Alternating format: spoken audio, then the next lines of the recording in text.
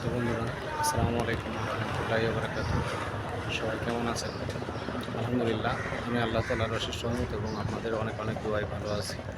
তো বন্ধুরা, সবাই ভালো থাকার মাঝখানেও একটি কথা যে সবাই কিন্তু ভালো থাকতে হবে এবং 100% সৎ আয় রোজগারের ব্যবস্থা করতে হবে।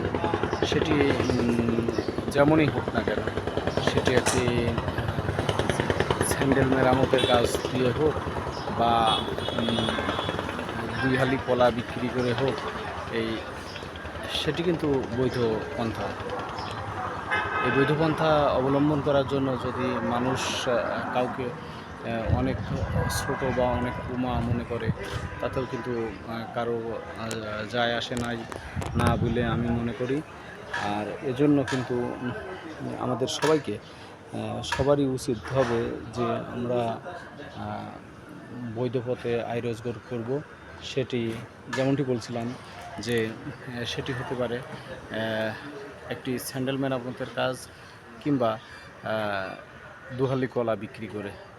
তো এভাবে যদি আমরা মন মানসিকতা যদি ঠিক করে ফেলি, তাহলে কিন্তু আসলে খুবই ভালো হয় এবং